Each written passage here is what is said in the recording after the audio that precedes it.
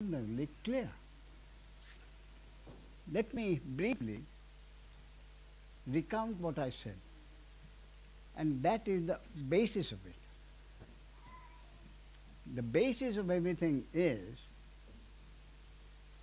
the source.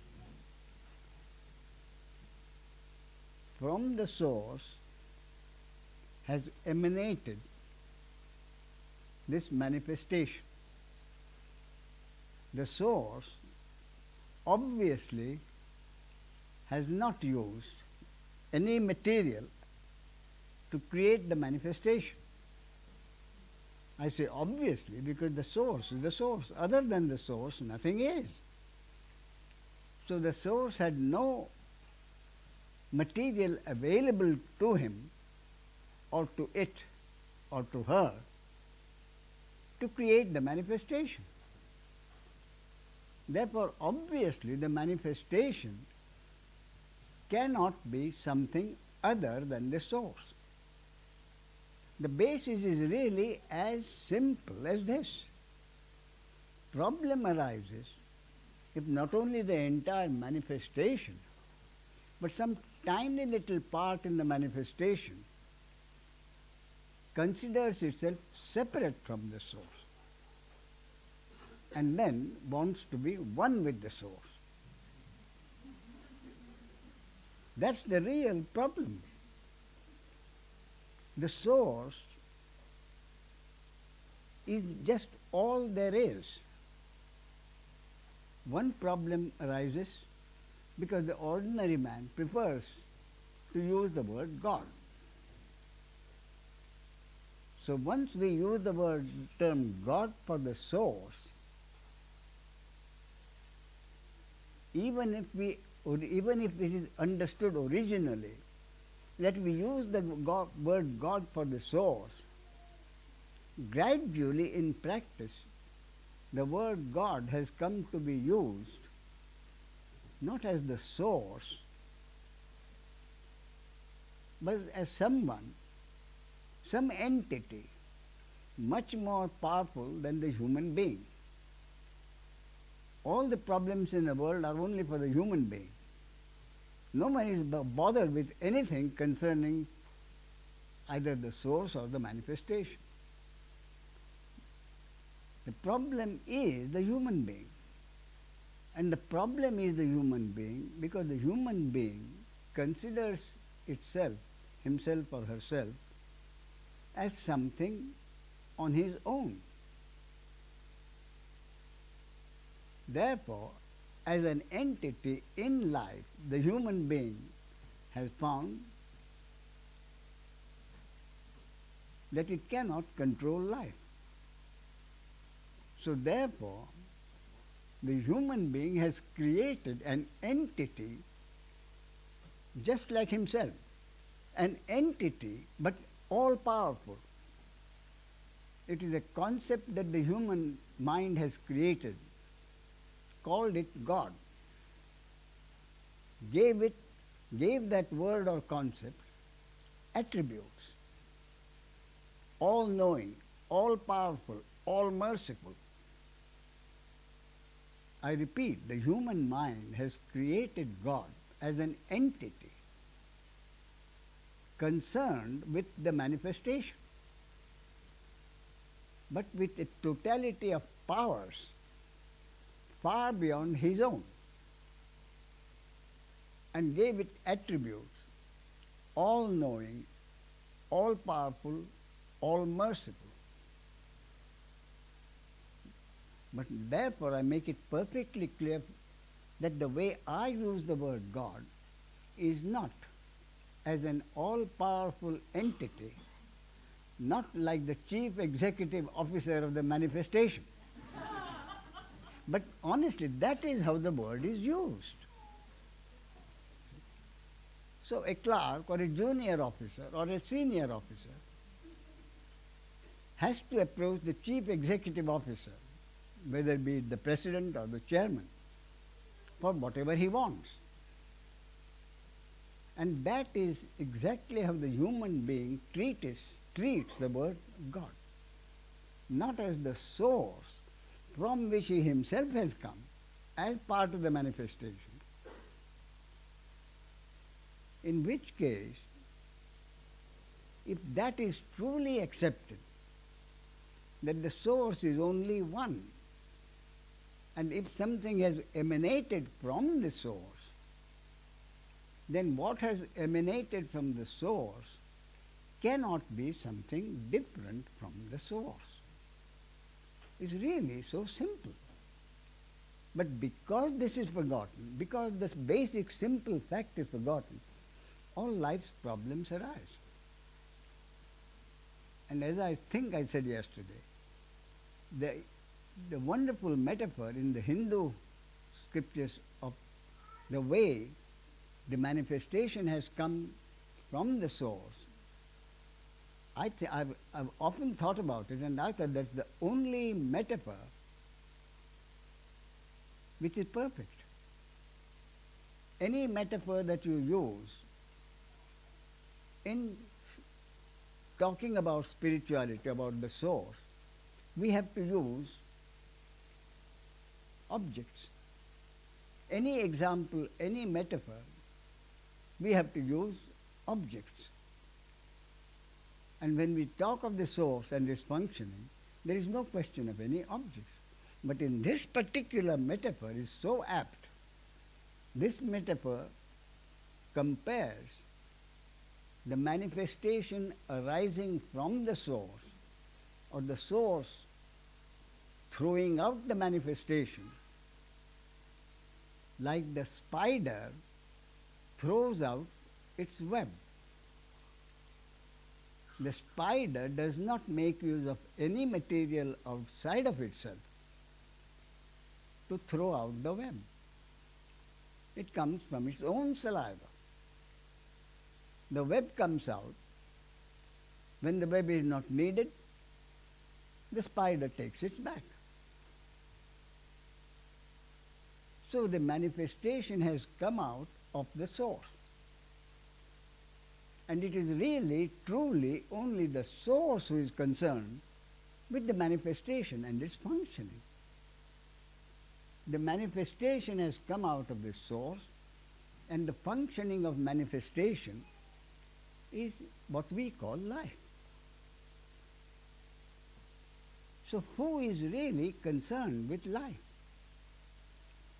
Only the source is concerned with life, no one else. And that is the basic reason I say that the human being cannot, truly cannot have any free will. Anything that happens in life, anything that happens in the functioning of manifestation cannot possibly have anything to do with the will or volition of one tiny part in that totality of manifestation. Basically, I keep repeating, it is as simple as that.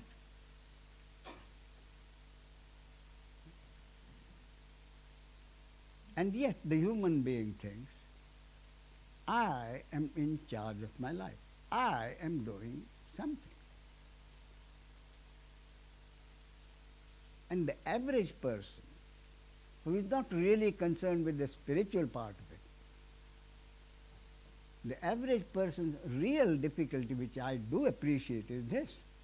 The average person comes to me and one of the visitors and says, Ramesh, frankly, I'm not concerned with the high level talking that you do about the source or the manifestation. I have only one difficulty, and it's very simple. This person, the average God-fearing person, the average person without any serious problems with himself, and there are many, may not be in the cities, but the further we go away, there are many people like that, simple people. And their problem is just one. And the problem is, you see, and even that problem comes about because of all kinds of concepts and conditioning he has had about sin and guilt. Right from day one, the child is told about sin and guilt. You must not do something wrong. That is wrong. God will punish you. From the earliest moment, the child remembers more than anything this. You must not do that. It is a sin, and God will punish you. That God will punish you is one of the most horrible parts of conditioning which every one of us has received. And the child really cannot understand it. The child cannot understand it for two reasons. The child intuitively knows that he has not asked to be born.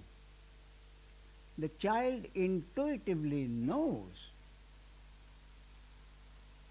that it is not he who is doing anything or she who is not doing anything. The child knows everything happens. And because of this knowledge of the child that everything happens, my own concept is, that is why I think the Christ said, be like a child. Why did Christ say, be like a child? A child can be terribly mischievous. And yet we are told, be like a child. So I thought about it. And it seemed to me, be like a child truly means the child truly does not intuitively consider itself the doer. The child knows. And therefore, the problem, as I say, is twofold. The child accepts that some power has thrown him into the world. The child knows he is not the doer, and yet he is being threatened with punishment. And then, punishment for what? The child is told, punishment for doing something which God does not like. All right? What is it that God does not like? The parents give him a list of things which God... And the most difficult problem for the child is the child continuously sees parents doing exactly that. Honestly, that is the real problem of the child. The child is told not to do something, and the child sees every day parents doing exactly the same thing. And again the child intuitively knows that what happened, it wasn't the parent doing it, something was happening through the parent. So that is the difficulty. And it is from the background of this difficulty that the sincere question comes to me. He says, Ramesh, this is surprising how often the question comes. He says, Ramesh, I'm not particularly fond of money. I'm not particularly fond of anything. I honestly think I am an average person with average wants. And I would like to live according to God's will. I honestly would like to live exactly as what God wants me to do. But I don't know God's will. That is the real difficulty. The average person with this conditioning, his real difficulty is, he will never ask me that if he knows that he wants a lot of fame and he is prepared to do anything. He wants a lot of money and he is prepared to do anything to get that money. But the average person knows that he is not that. He is honestly quite satisfied with life as it forms. But his difficulty is this. I want to live a life, again we come back to the same thing. I want to be comfortable with myself, and I know I can't be comfortable with myself if I'm not comfortable with others. Therefore, I can be comfortable with myself and with others if I could follow God's will. But what is God's will? Next moment, a decision comes before me. I have to take the decision. I have to live my life in this world. What do I do which I know God will not dislike? I do not know God's will. That really is the problem for the average person. At the two extremes, we can deal with, people living below the poverty line, people living with a lot of wealth. Frankly, I am not concerned with them. But this is a genuine problem. I want to be a good man. And to be a good man, I have to live according to God's will. But who will tell me exactly what is God's will? I can't communicate with God. That is a real, valid, genuine, sincere difficulty. What's the answer? And why is he asking what is God's will?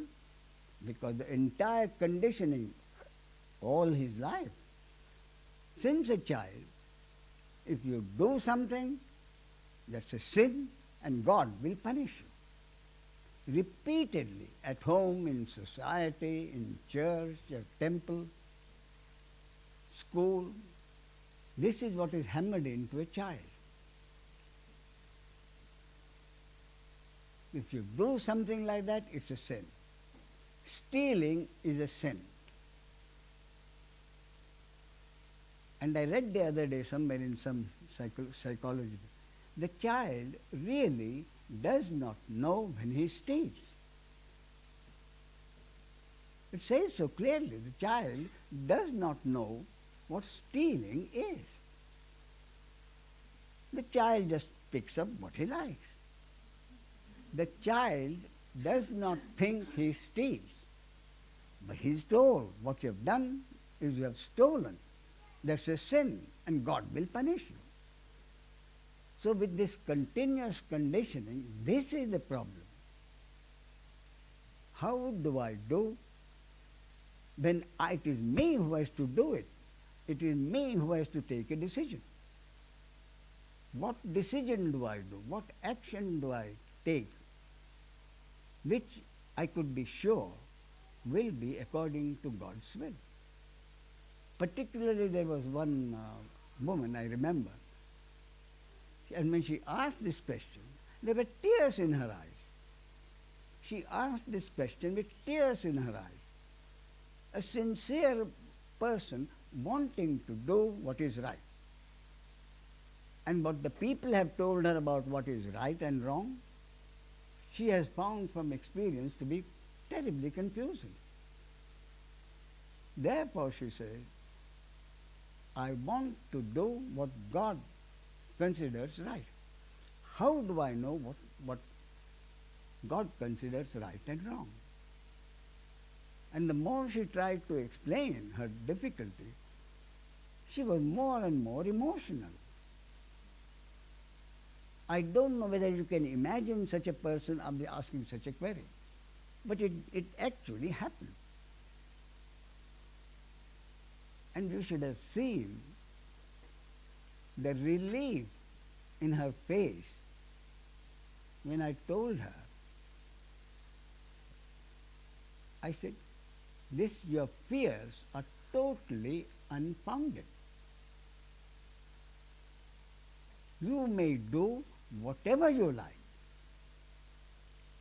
And especially now that you have admitted what you like is what you think you should do, there can be a difference.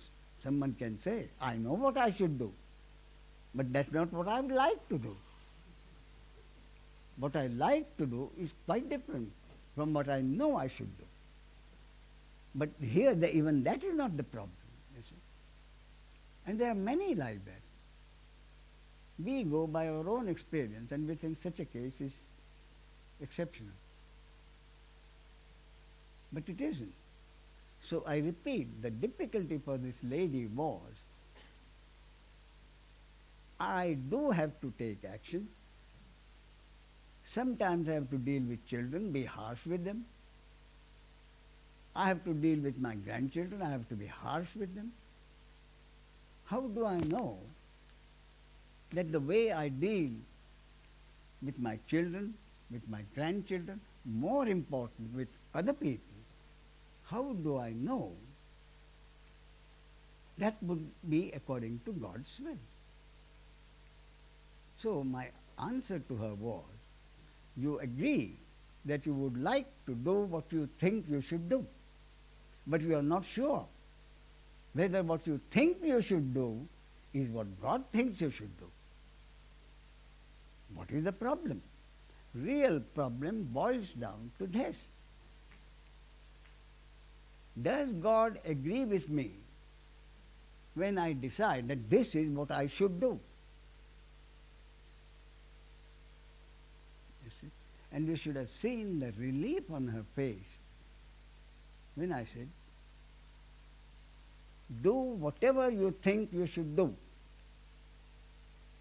And if God at any time thinks you should have done differently and God wants to punish you, you can tell him that I am responsible.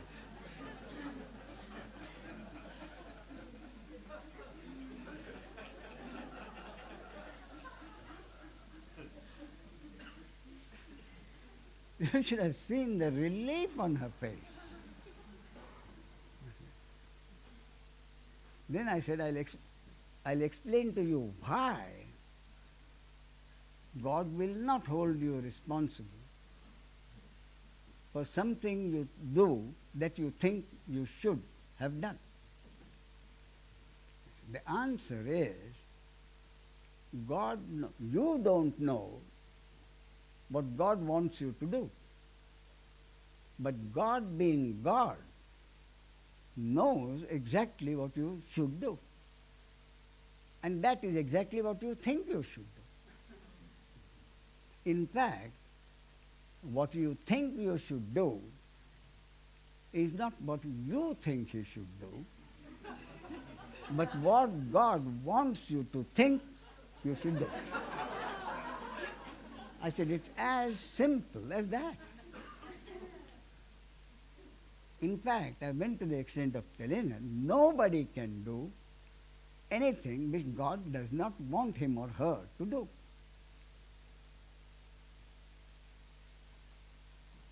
It's only your mind decides, because someone is hurt, that perhaps you shouldn't have done it. But you know you had to do what you had to do. So, in one word, I repeated to her, what you think you should do, it is not you who think what should be done, but it is exactly what God wants you to think. You see? And the relief on her face was fantastic.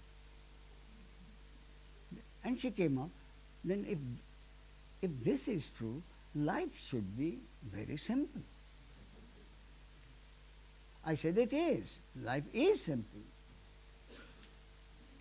But then I said, it is not as simple as you think it could be. Because what you think is, if I do something which I think is right, and you tell me that that is exactly what God wants me to do, then whatever happens, I should not be punished.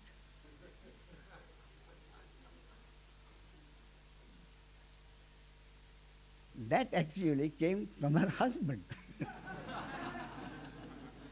She was perfectly happy with it. To be told you can do whatever you think you should do. She was perfectly happy. But the husband says, see, but if something she does which turns out to be not acceptable to other people who count, then she would be punished. So I said, whatever she thinks she should do is God's will. So what she thinks she should do, if it happens, it could not have happened unless it was God's will. In other words, I said, basically, absolutely basically, what I'm saying is, thy will be done. For her, she was a Hindu. I said, we know that. He said, Tvameva karta, tvameva bhokta. You are the doer, you are the experiencer. The significance of that is, you are the doer, you are the experiencer. The significance of it is that I and everybody else is an instrument through which you are doing what you are doing, and I am the instrument through which you are experiencing whatever the experiencing is. So the human beings are only instruments through which God is doing and God is experiencing. So any action that happens could not have happened unless it was the will of God. And the consequences of that action are also the will of God. And action and the consequences go together. I told the husband, what you are concerned about are the consequences for you as the doer. But that is not a fact. Something that happens through any body, mind, organism, which he may think he has done, the consequences could affect not only the doer, but many others. And the many others were truly not concerned with the doing of that. And yet the consequences affect many people. Therefore, I said, my basic understanding is, any action that happens, any event that happens, any deed that is done, could not have been otherwise than God's will. But the consequences of that are also God's will. The typical example I have is a decision which the chief executive officer of a large multinational company takes. He makes a decision with or without the advice and consent of his colleagues. Usually, the chief executive officer would consult his assistants. His problem would arise if half of them say yes, half of them say no. Then, as Truman said, the buck stops at the chief executive. He has to take a decision. And if it's I said, large multinational company, that decision could affect not only the chief executive officer who may have to resign, but it is going to affect a lot of people. Those who work for the company, the clients, and their clients. So one decision, important decision of a big multinational company can affect thousands of people. So therefore, as you sow, so you reap may sound well, but it doesn't work in life. So this and more complicated life becomes, more and more effective this point is. a decision that you take, if it comes out as a deed, then number of people will be affected, and who will be affected is truly not in your control. The practical part of it, you do an action, you take a decision, who will be affected by that, nobody can truly anticipate. And for that very reason, you accept an action as God's will, you have to accept the consequences as also God's will.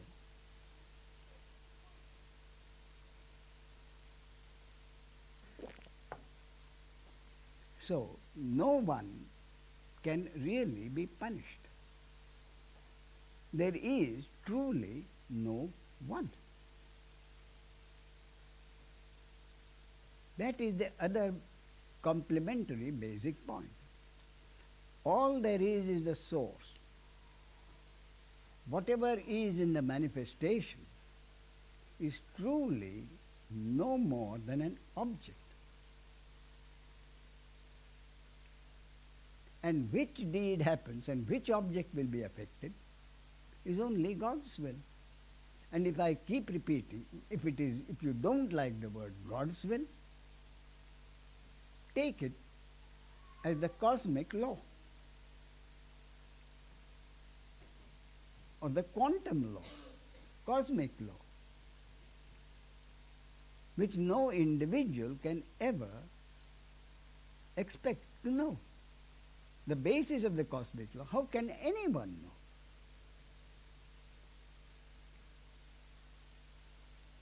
Therefore, the only way not to be uncomfortable with oneself and one's actions is to be able to truly accept. I said to be able to truly accept. This simple 4 words in the Bible. Thy will be done. Whether you are able to accept that or not is again God's will.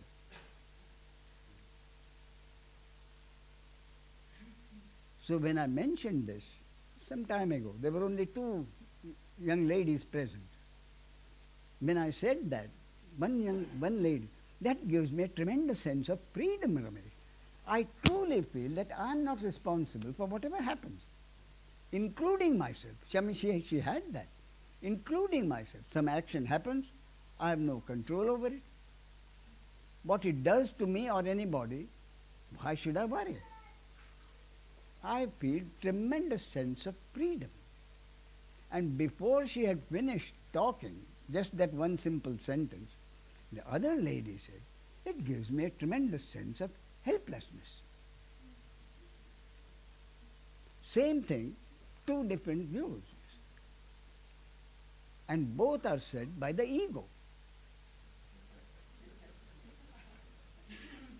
One ego says it gives her a tremendous sense of helplessness. And the other ego says, it gives me a tremendous sense of freedom.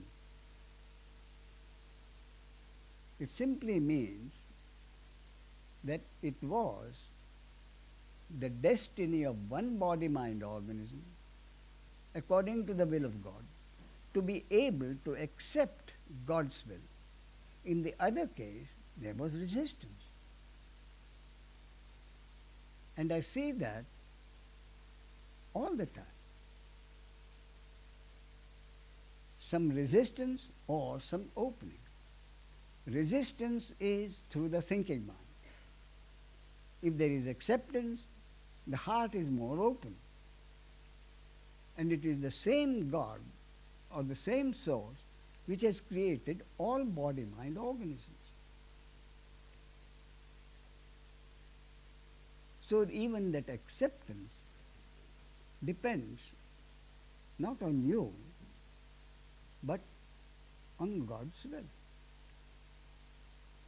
And this, one can imagine the frustration that this point arrival at this point gives to the spiritual seeker.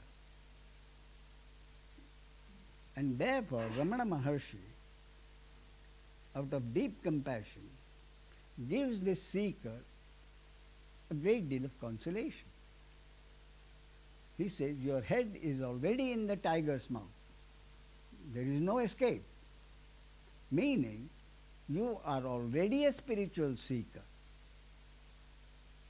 Significance of that, when explained, it means you are not really anything. We find that spiritual seeking is happening through you. So the spiritual seeker has been happening through you, and it is not your choice which has led you to be a spiritual seeker.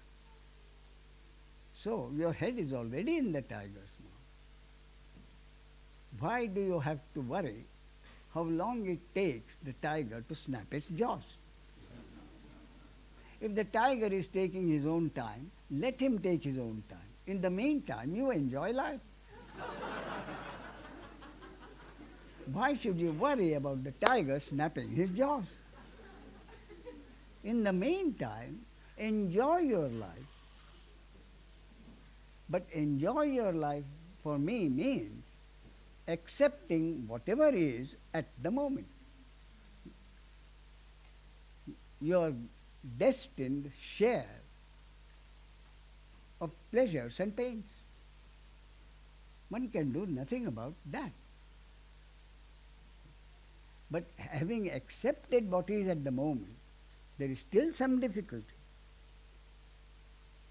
Having accepted what is at the moment does not prevent you, which is really important, because of that sense of helplessness. You don't have to have that sense of helplessness. You accept what is present. There's some problem. Then do whatever you want to do whatever you can think you can do to change it. And your doing whatever you want to change it will still be in the moment. You have a headache. What I am saying is, accept the headache and don't take an aspirin. I am not saying that. I am not saying accept the headache and don't take aspirin. Take an aspirin. Take a second dose. But if it doesn't work, then you have to accept it. But the question has been asked, but Ramesh, if I do something, it means I'm not accepting what is. So I said, no. You accept what is and do what you think you should do on the basis that what you think you should do to change what is in the moment is exactly what God wants you to do. Otherwise you will find that the aspirin is not there. Your wife has eaten it all up. No aspirin left.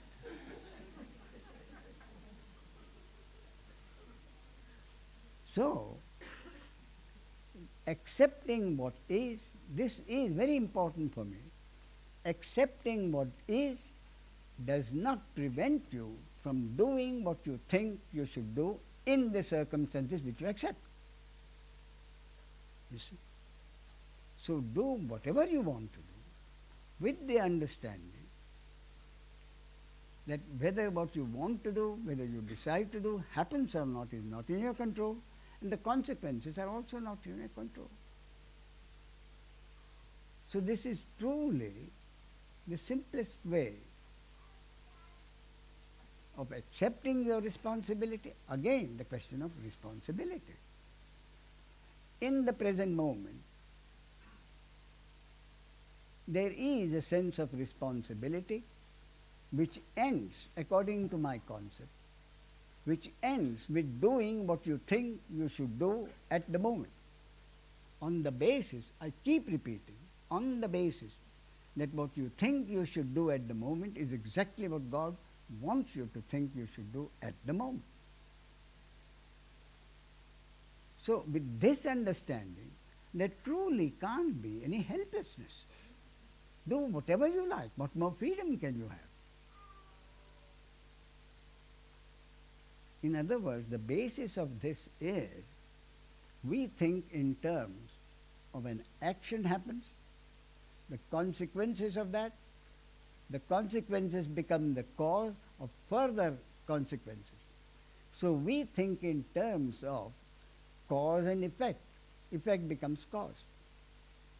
What we forget is the arrow leading to cause and effect. We think in terms of the arrow as one-pointed. My suggestion to you is that it is double-pointed. Someone sent me a postcard long time ago. I still keep it with me to show people. It says, the board says, this way, at the end of this way, and it points both ways. This way, and the arrow says both ways. That's what life is. You can go either way. But which way you go, which way you decide to go, will be exactly what God wants you to do and suffer the consequences, good or bad. So what I am saying is, it would be so much easier to accept what is if you think in terms of not cause and effect, cause being the cause of the effect. What I am saying is it isn't. The arrow goes cause and effect both ways. In other words, what you think you should do and you decide with great deal of attention and care what you should do. But the fact of the matter is, according to my concept, the cause-effect has been for a long time. It has been determined for eternity. So, if an effect is supposed to be there, you can't help creating the cause. You see what I am getting at? A leads to B, B leads to C, C leads to D. What I say is wrong. If D is to happen, C must happen. If C has to happen, B must happen. And if B has to happen, A, which you think you should do, is bound to happen. You see? So it is not that my action will lead to something terrible or very good, but whether that terrible or good is to happen or not, if that depends on my action, then my action has to happen for the other action to happen, for the other effect to happen. Therefore, I think we pay too much attention to my action. Any action, whoever action it is, has to happen if the consequences are to happen. And we think in terms of how long? One's lifetime, 60 years, 70 years, 80 years, 100 years. But 100 years in eternity is like a drop of water, like a drop. So the importance that we give to time and duration is not worth the trouble and discomfort we feel. And it is, the mystic has been saying it for a long time. There is no space, there is no time. And there in space-time nothing exists. But now the physicist comes and tells you that. And the average person says, the mystic may be crazy, but the physicist isn't. So I'm prepared to accept what the physicist says. And the physicist says there is no time and there is no duration. So even the physicist has come to the conclusion with the mystic has that all that exists is in the moment.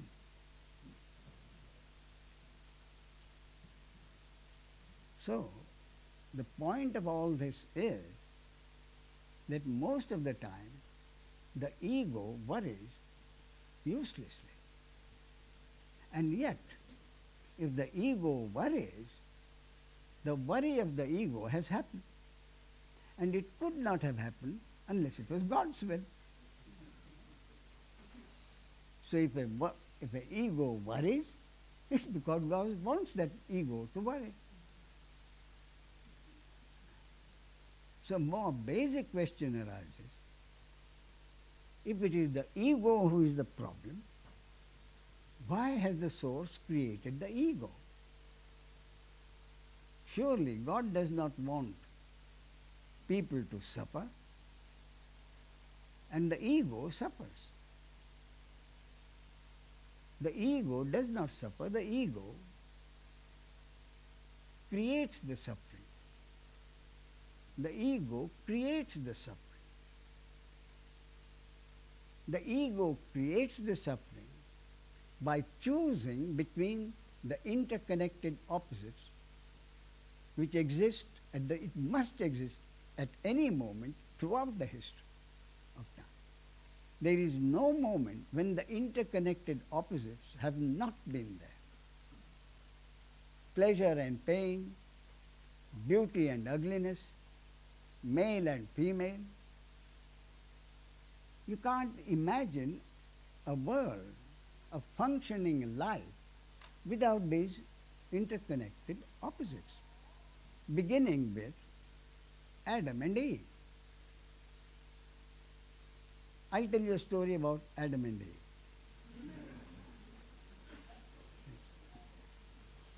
When God created Eve for Adam, Adam was delighted.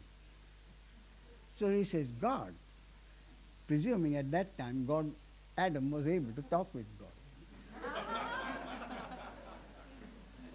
So he says, God, why have you created Eve so beautiful and lovely? Every time I look at her, I'm delighted. So God said, so that my son, you may love her. And why have you created her so kind and considerate, always looking after this is the original Eve. Forgive me.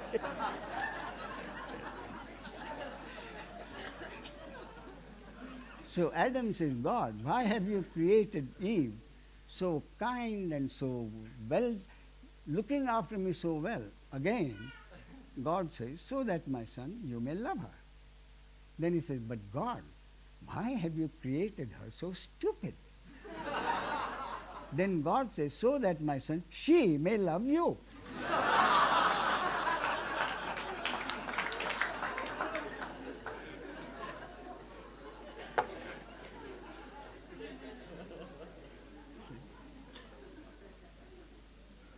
So the whole problem arises when you think of Adam and Eve as on opposite sides. Then the feminist movement arises. You see? My advice to the human man today, if you want to have a good marriage, let your wife go her way and you go her way.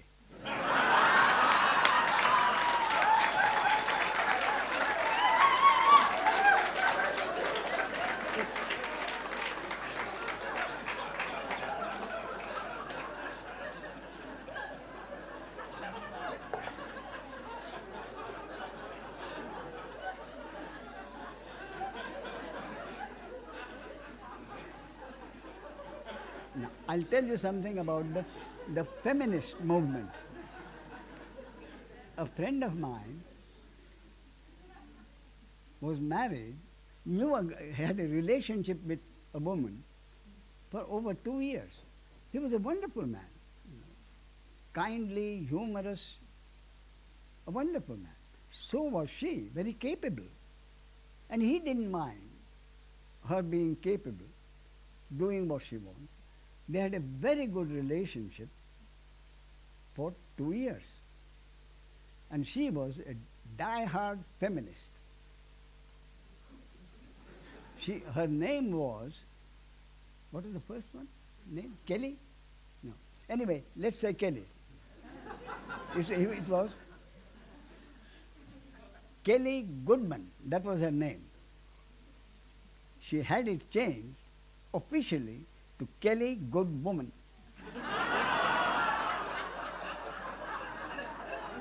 You see? Then they got married. And would you believe it? The very first day, they come home from the register or wherever it was, and she was extremely uncomfortable. She confessed to Ed, the husband. He said she's been extremely uncomfortable. She feels restricted. Just the fact that she was married. And then the day of the marriage, they parted. She couldn't stand it. The other feminist story is this. There was a staunch feminist traveling by air. When the plane took off, the feminine voice said, "I'm the captain. My name is so-and-so."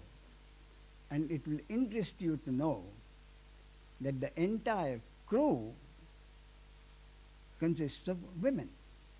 And this feminist was delighted.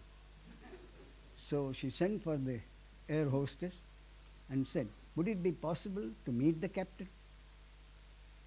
Would it be possible to go to the cockpit and meet the captain?" She said, "I don't know, I'll go and ask her."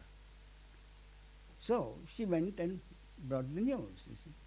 "Yes, she's prepared to see you. But I must warn you that we do not call that place a cockpit anymore."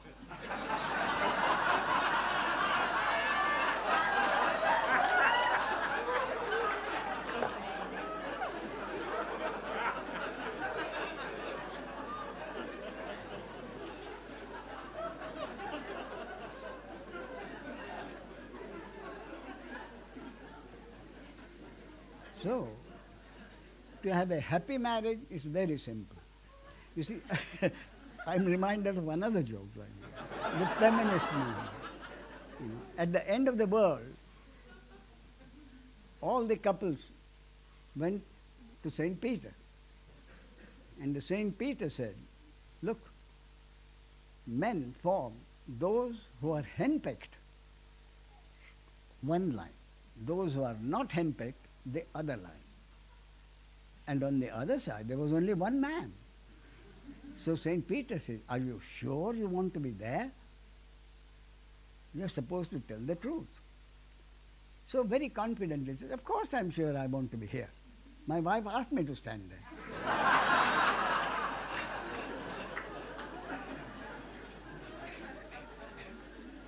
So if we accept that we are henpecked, no problem.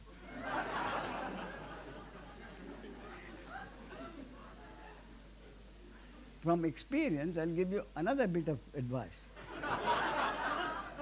If you want to keep the friendship of someone you value, it's very simple.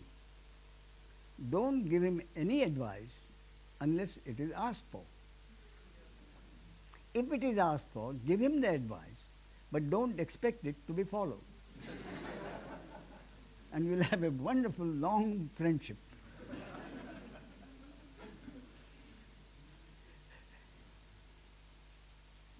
Well, there are some questions here, not too many.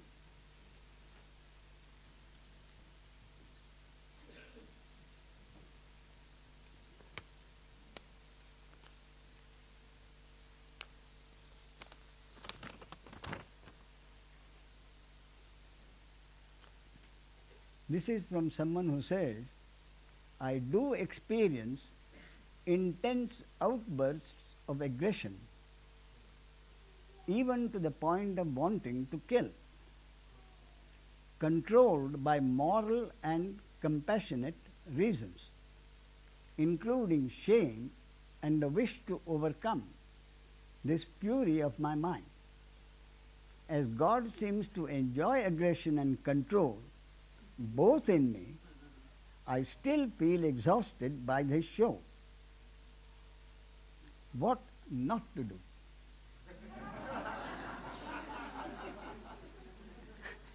The answer, I think, has already been given. He says, God seems to enjoy the aggression and control both in me. So if that is God's will, who is to do anything about it? It will last as long as it is supposed to last. But that doesn't prevent you, as I have said, from doing whatever you want to do. And my immediate feeling is, why not go and see a good psychotherapist? If you want my recommendation, I'm prepared to give it. Henning Ponder Austin.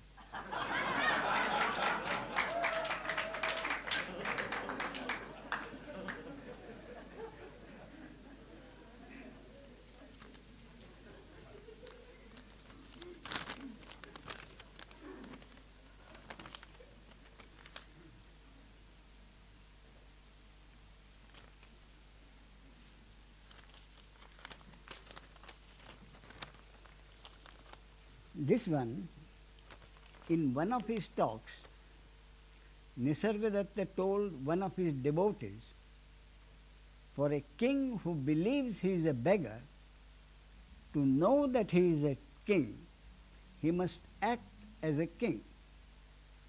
He then went on and told the devotee, act as if what I say is true and see what happens. In both cases, he infers individual doers and advocates personal doership, thereby strengthening the illusory ego. Can you comment on these apparent contradictions? The answer to this is, it is always the ego with which I have to deal. It is always the ego. So whatever I have to say is to the ego. So Nisargadatta Maharaj tells the ego, if you are the king, act as if you are the king. You have no volition. You have no free will. But you have to live your life.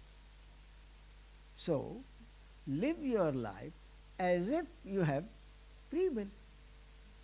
No problem. Act as if you have free will, knowing that you have no free will.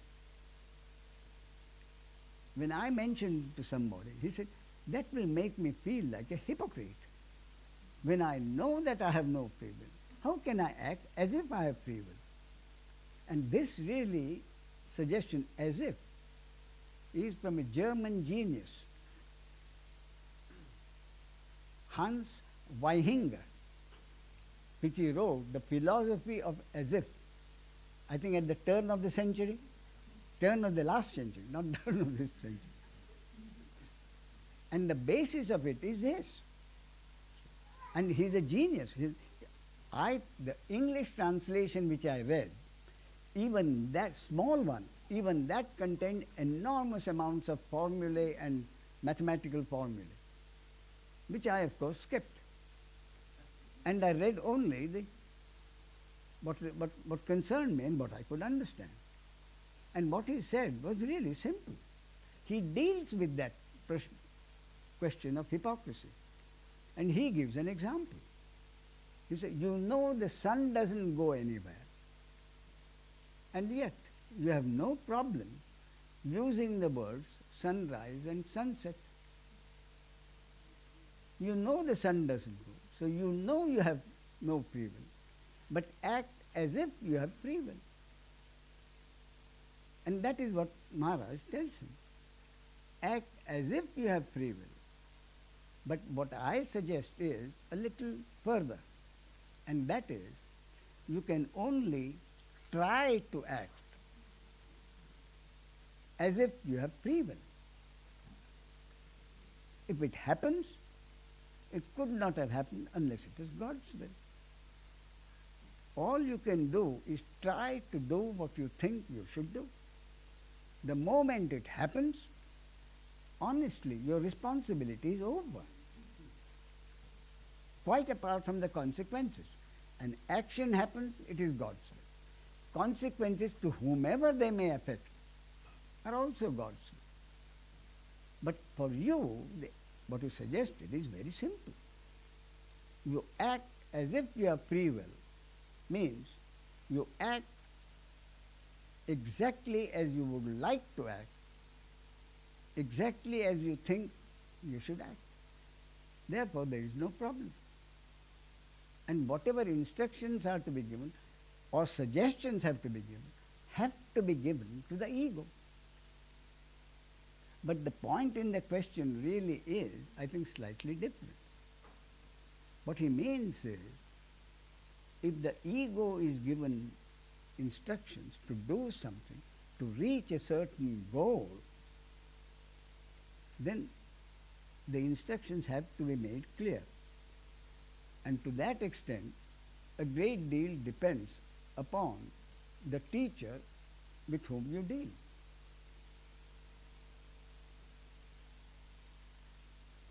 It means,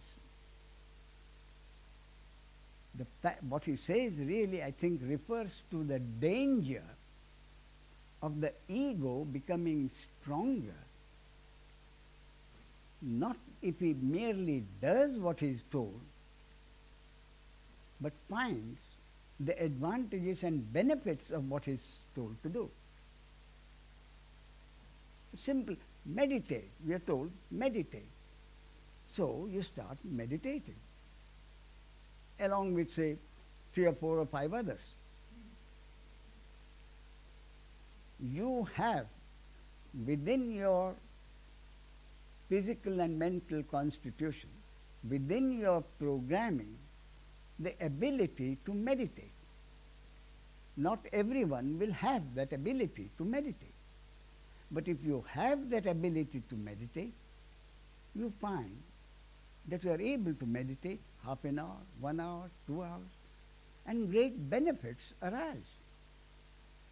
So the point in this query is, I think, the danger of the ego getting stronger when the ego finds that he is able to meditate for 2 hours, whereas his colleagues are not able to meditate even for half an hour. I can meditate for 2 hours, and my aim is to meditate for 4 hours.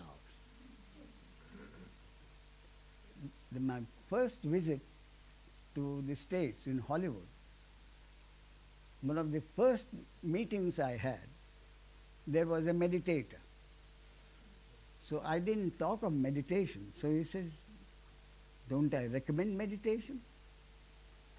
So I said, not particularly. But if you like to meditate, I won't ask you not to meditate.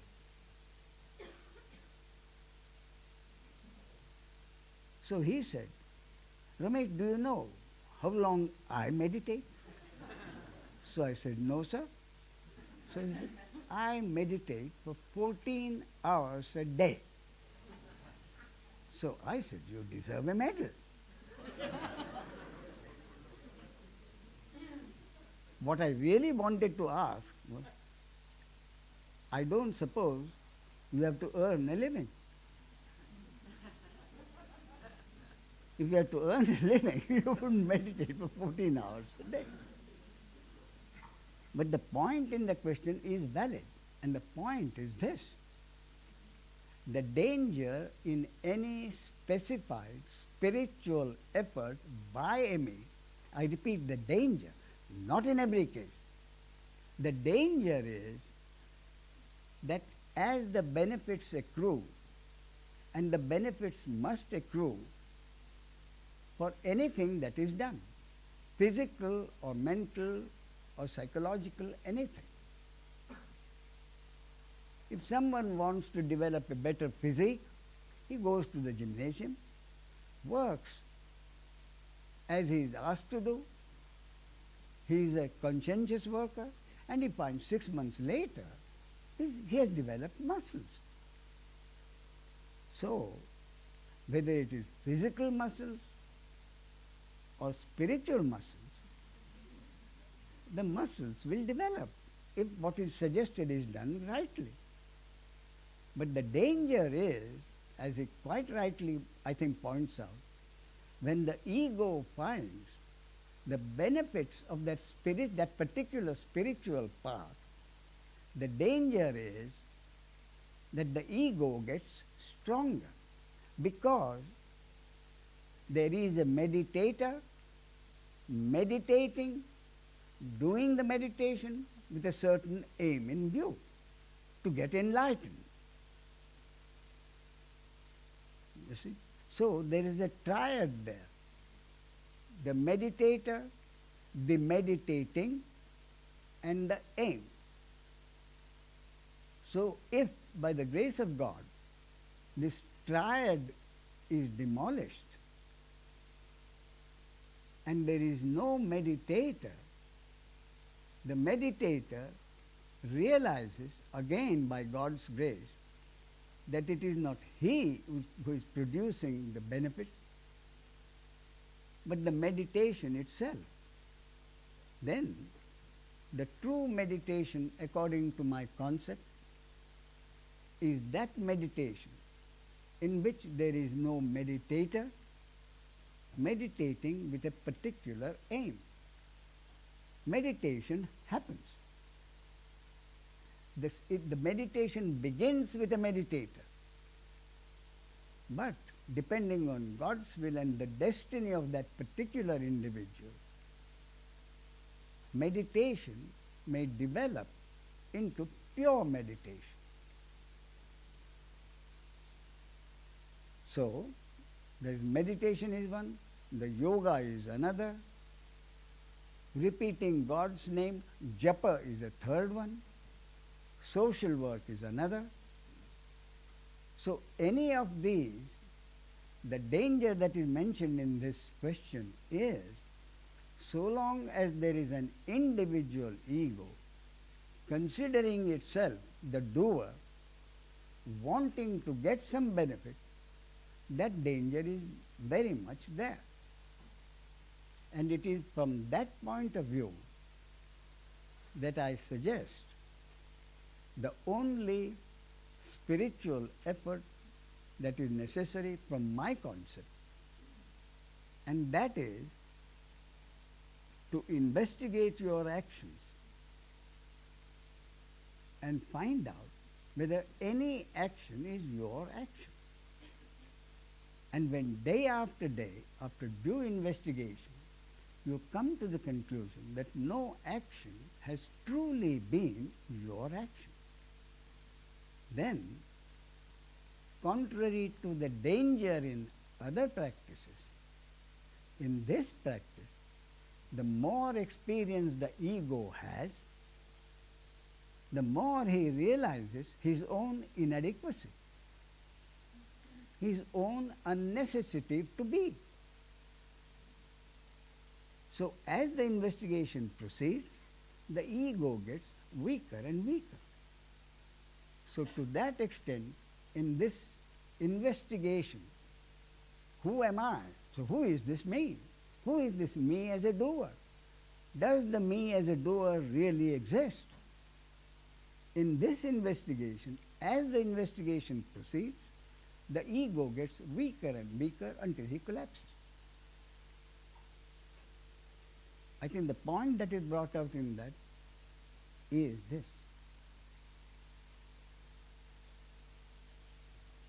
I think there is one, incidentally, the same gentleman, Derek, he has written a nice poem. in his own words, at the risk of this ego getting stronger, at the risk of this ego getting stronger, I shall read the poem.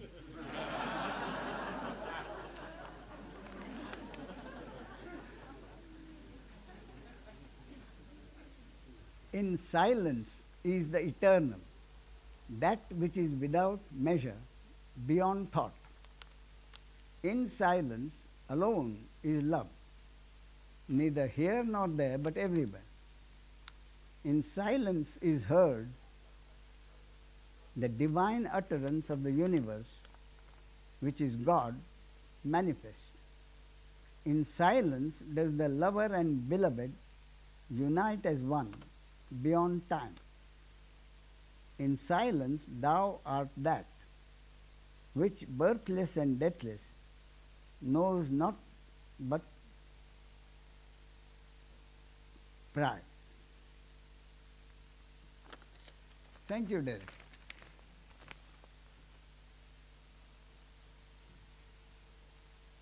Now the last one.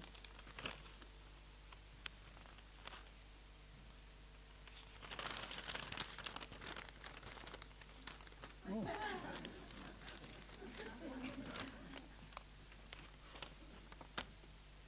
What is the difference between enlightenment and liberation? I think they are just two synonyms for the same thing. Enlightenment, liberation, self-realization, total understanding. Personally, I think they are the synonyms for the same. Does final understanding have any effect on the dreams of the sage? I think the question really is, does the sage dream? That is the real question. I was reading a book by J. Krishnamurti many years ago, and he said he never dreams. I put the book down and said, surely that cannot be true. Because, for one thing, the sage, unless the sage lives in a cave in the Himalayas, where he doesn't meet anyone, no life exists as such. So the personal dream will be based on life as it happens during the day, any kind of life. So Krishnamurti must have had his daily life, whatever it is, meeting people, and there were obvious times during his talks when Krishnamurti, I am told, used to get angry, very angry. And one question which particularly made him angry was the question about psychotherapy. And he used to say, don't talk to me about those pests. And the answer why he was so much against the psychotherapist came to me one day in Santa Barbara. My host, who was dying, really literally dying. I mean, he was able to move about, I could talk to him. So I asked, I think Wayne asked the lady, he's in such bad shape, why do you invite us for a seminar? She said, he insisted on it.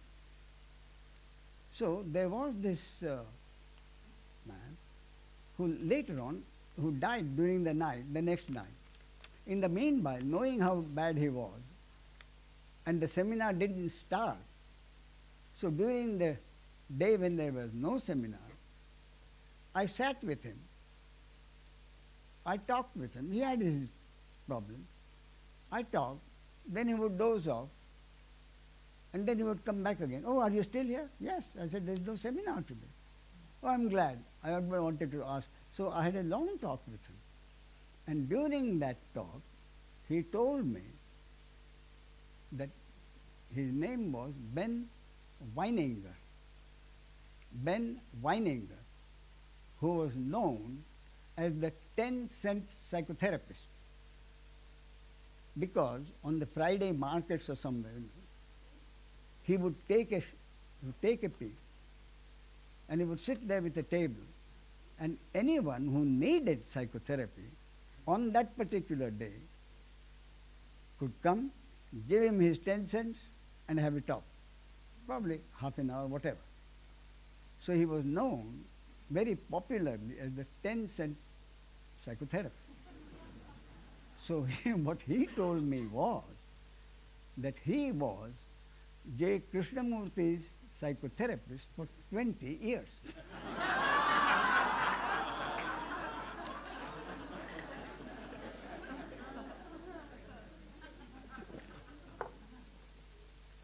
And his problem was that half an hour before every talk, for many talks, he was in a terrible nervous state until the talk began.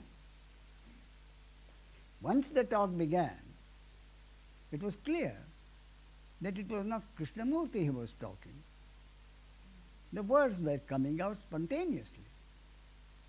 But Krishnamurti was very much present half an hour before the talk began.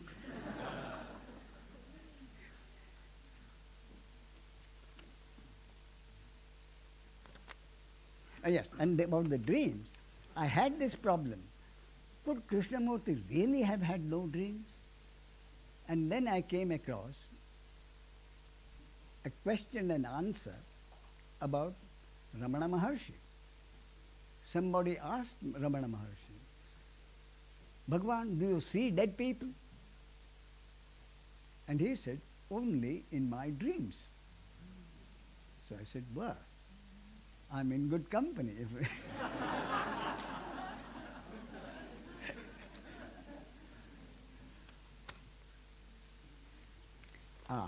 And he says, can you throw some light on the palm leaf collections?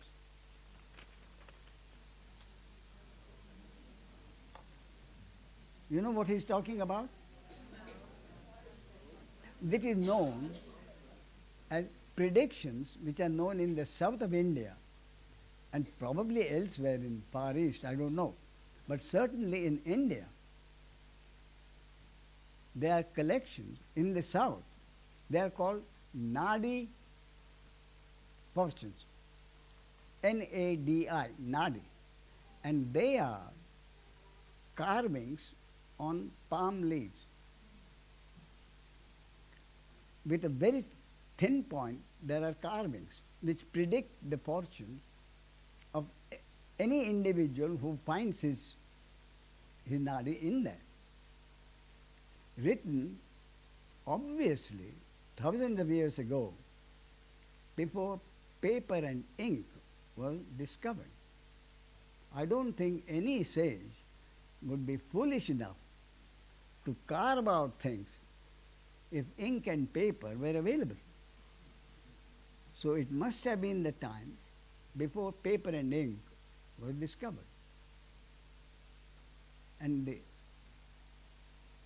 as usual, life being what it is, and human nature being what it is, for every one genuine thing, there are at least 10 fakes. So for every genuine nadi, there are many fakes, and people have been disappointed and cheated. But there are actually which are honest ones and true ones.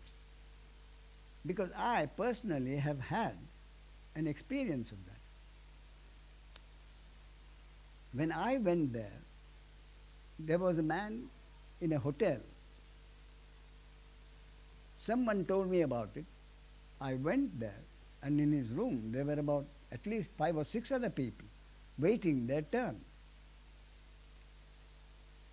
And he would go in the antechamber, bring out a piece, and he would read it. Before mine, there was one Jewish person. And I don't know really anything about. The only subject I'm more illiterate than in astrology is computer. But even in astrology, I know very, very little. But I know there are some houses, 12 houses I think, each representing some. One represents your ancestry, one represents your health, another your money, another your occupation, another is health. So this man had asked for his health. And he read out, and I was there. And this Jewish gentleman was sitting next to me. And in that, the suggestion was that he should repeat a Jewish prayer so many times a day. And this man stood up and he said, look, nobody is supposed to know that prayer except a rabbi. And here it comes in the Nadi, the whole prayer. Then there is a simple test whether it is honest or not. And that is, in the honest one, number of names are mentioned. Your name, your parents' name, your brothers and sisters' name, your wife's name, your children, actual names. So if you happen to go to one of these Nadi readers, make sure that in several names are there, then it is genuine. And one more thing is, every single event in the past is right. The future may or may not be 100% correct. Bulk of it does come out right. When I went, the only thing I was interested in was the spiritual part of it. So the reading came. In that it was said that they used to call it the subject. The subject has been a passive spiritual seeker ever since he can remember. He will meet his guru after 7 or 8 years, but that relationship will last for about 20 odd years without any real fruit. He will meet his real guru 1 year after retirement, and then the result will be quick. That was what it said. And I did meet my earlier guru as he predicted, and he was also an advaitist. But he was first a Hindu Brahmin and then an advaiti. So a lot of his teaching was based on being a Hindu Brahmin. Therefore, after a week or two, I realized that genuine and sincere as he was, what I wanted was something different. But the programming in this body-mind being, not to cut off anything, I continued with him for 20 years. And it so happened that during those 20 years, he came into a lot of financial problems, and I was able to help him. So then I knew why God had brought us together, so that he would have financial problems and he would have someone to help him with them. Then I met Nisargadatty Maharaj exactly as predicted. I retired in 1977 at the compulsory age of 60, and I met Nisargadatty Maharaj the next year. So, genuineness of this Nadi, Bhavishya Nadi fortune can be tested if your names are there, number of names. I have seen the man, 2, 3 names correct. Then he said, no, he wanted to proceed. He said, no, every single name must be correct. And 15, 20 names, your name, your parents' name, your brothers and sisters, your children, your wife, your children, your brother's wife, at least 15, 20 names would be there. So if you happen to go there, make sure that all these names are there, then it is genuine. I'm only saying it's genuine. I'm not guaranteeing that the future predicted would be 100% correct. So that is the Nadi Bhavishya. And it's really mind-boggling what comes out.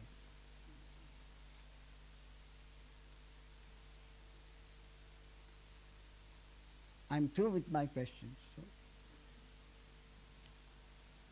next 5 or 10 minutes, if any questions at the moment. But these written questions do help.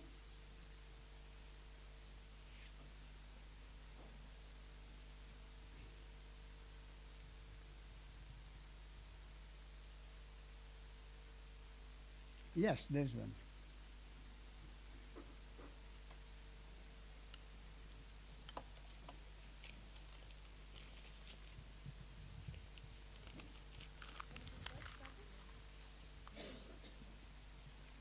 Was hat es für einen Sinn, in diesen Palmenblättern zu suchen, wenn sowieso alles geschieht? Was kann es mir bringen oder wem bringt es was? I'm sorry, I haven't got the question. Kann jemand übersetzen? Kann jemand übersetzen? What's the purpose of looking into these palm leaves when everything is anyway will happen as it happens? Is the same question repeated? What is the question, please?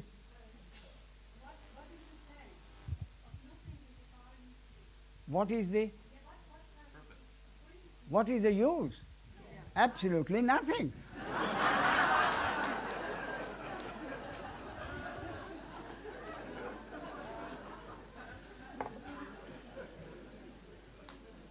My own point really was about whether I would meet a guru and when it would happen. That was my interest, basically.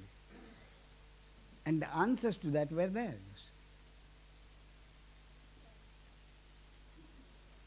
But I suppose there is a natural curiosity about what is going to happen to one.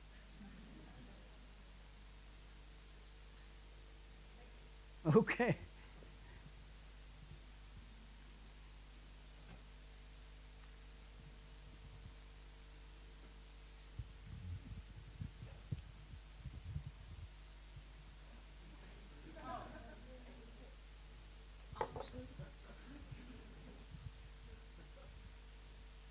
Ramesh, Yes.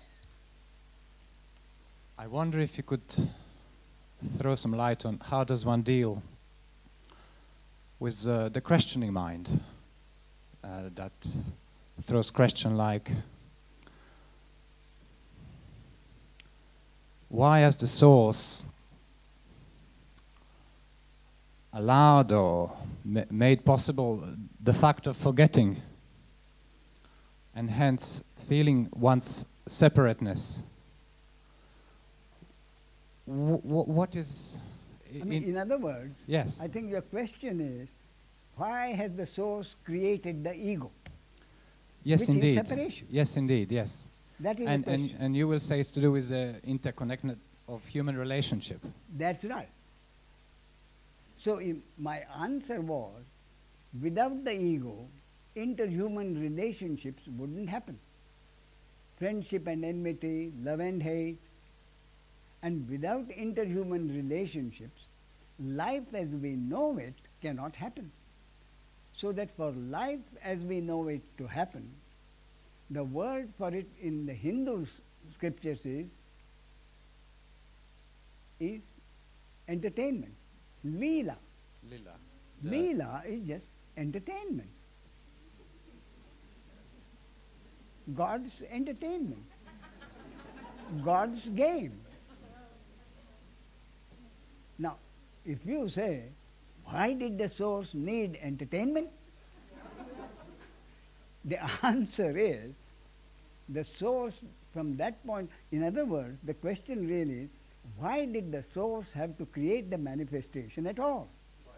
So that the functioning of manifestation has to happen, and the functioning of manifestation is life as we know it. Why did the source have to create manifestation? The answer is the source was compelled to.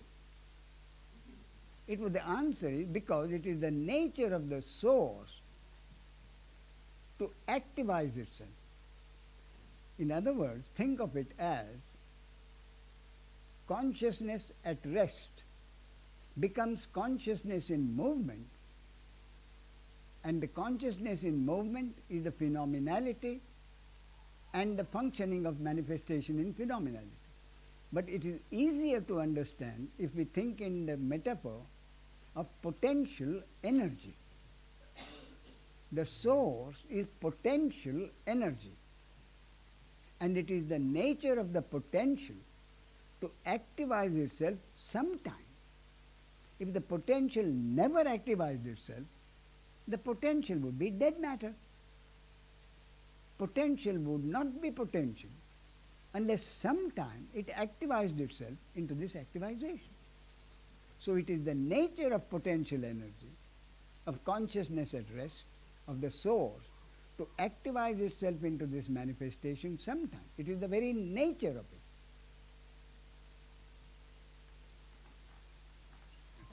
Thank you.